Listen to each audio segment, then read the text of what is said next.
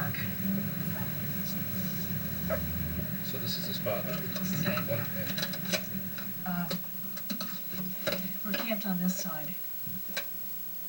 The sighting was over this area, right over the head of the trail right here. So the spot you had was over here. Yeah, it was over here. And we were set up just like right at the edge of the hillside there. And what woke me up was the bright light that came from behind the tent, which would have been back over here. And the distance that you see from here to the head of the trail, which is there, is how far away it was above the treetops. It was pretty close. Would you say that is 50, 60 yards? Yeah. So you saw a glowing light? More than a glowing light. It was a circular object, and the lights on it were all the way around it. Bluish white, the brightest light, because it's what woke me up. It was like lightning, but they stayed on. And I jumped up, I woke Chuck up, and he just said, no, it's a car. And I said, no, it's by the treetops. And he got out, and there was no sound, by the way, none at all. And instead of it just like shutting off, it faded out. And then there was nothing. And you gotta realize it was pitch black back here. There was just no light at all. And then there was a glow to the area for a while after that. Did you see any strange animals or beings? Well, we kept hearing them. And Chuck kept saying What did you hear? Stomping? No, I didn't hear any Breaking. stomping. Howling. Howling? Howling and screeching. Breaking sticks? I never heard them. Chuck said he did. But he claimed it was deer. He said that deer will do that sometimes. Unlike anything that you would see even off a headlight. It was bluish white. About 25 feet in diameter. That's my guess, yeah. Feeling the creeps now? Oh yeah, right here, big time. This is where it happened. Any missing time? Well, we don't know. Because at the time, who knew anything about that? None of us. You know, and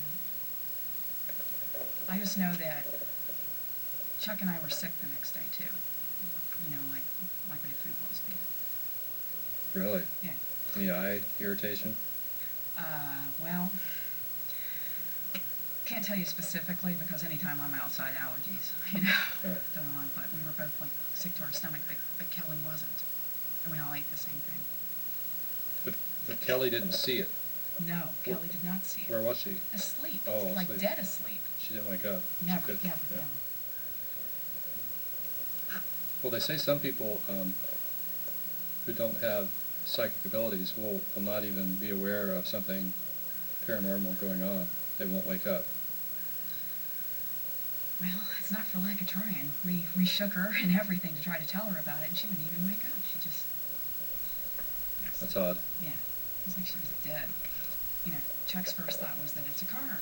And, you know, when I told him it was about the treetops, there was, I mean, I want to stress this too, there's absolutely no sound at all. None. There's no humming, no nothing. I mean, you could hear the crickets and all that other kind of stuff and see the light. So, so the animals didn't stop making sound? No. They just kept on? Yes. Yeah. Was there a crack? Was there a sound when the light went off? Yes, that's what I think initially woke me up, as well as the light. Because, I mean, I knew it was clear. The stars were out, and I just thought, we couldn't be out of a storm. Well, you heard the crack at the beginning or at the end of the event? At the beginning. At the beginning? Yeah. I'm a really light sleeper, so everything gets to me. Now Harriet's accusing me of interfering with the electrical field of her Volvo. I thought that Volvos were engineered better than that. All the engineers in Sweden to figure out what was wrong with it. Wait a minute, there was something wrong with your Volvo? Yep. Before? Yep, there was something wrong with it. Before I came along? Before you came along. Yeah. And like I get all these messages See, I was right. telling me that something was wrong with it, so they couldn't find anything wrong with it when they went in for the diagnostic service, and so they emailed the engineers in Sweden, and the only reply they got back was that some people are just like that, and they have high electrical fields. Gee, could they have been talking about me? Wow. So what was the problem, and is it still there? No. It comes and goes, though. What's the problem? Well, I'll get a message that tells me that I've got, like, bulb failure when there's nothing wrong with my car. and they checked all the relays, so it wasn't anything like that. And then sometimes I get a message telling me that there's a computer problem. Like, duh, like I didn't know that. So they actually tore the dashboard apart looking for this originally? Yep, and they went through all wherever the relay switches are, wherever all the bulbs are throughout the car, like for the tail lights, brake lights, whatever, and there were no problems whatsoever. And that's what their final thing was, that I was causing it. That they've seen it happen a few times, and it's usually people that carry a high electrical field. Of course, when they told me this, I cracked up. Can you get an insurance for that kind of thing? I wish. The stuff that you break? I wish. I think we need to see some legislation. We need to get off this Enron investigation stuff and get on this other thing of providing insurance for people who make electrical things go haywire. Now we're driving back 15 miles to pick up the ghost meter, which I left in the first haunted furnace. One of the things you didn't mention earlier about your sighting was when you were leaving, you had a flat tire. Yep. Back there at the stop sign, I mean, it just went, and so Chuck changes the tire, and we take it to there's a gas station back over the hill there to get it patched, and lo and behold, what we pull out of it is nothing more than a chicken bone. Now, for those of you who are well versed in voodoo, chicken bone, always comes in there. It's used as a power object. So, when you investigate a paranormal sighting, you need to cover all the details. A lot of things that people think weren't related to the sighting actually turn out to be related to the sighting. So I think what we learned from this story is that UFO occupants, like the rest of us, like to throw their chicken bones out after they're done eating. I think you're right. Lo and behold, the ghost meter is here. And that's the tri-field natural EM meter. This puppy will catch any ghost. Back here at the first haunted oven, we noticed that the ancient builders of this place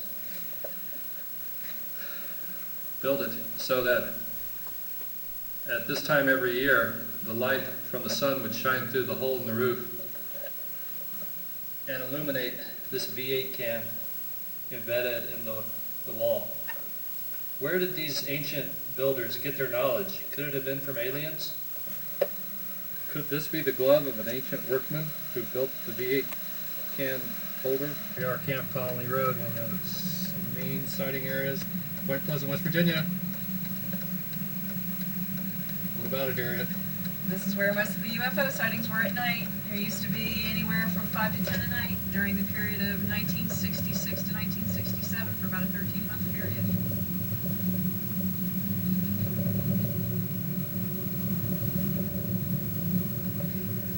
Well, on Camp Conley Road, most of the families that lived here during the period of November 1966 to December of 1967 moved away after the collapse of the Silver Bridge on December 15th, 1967, because according to what Keel said, they were too traumatized to stay here when you could see 5 to 10 UFO sightings a night for a 13-month period.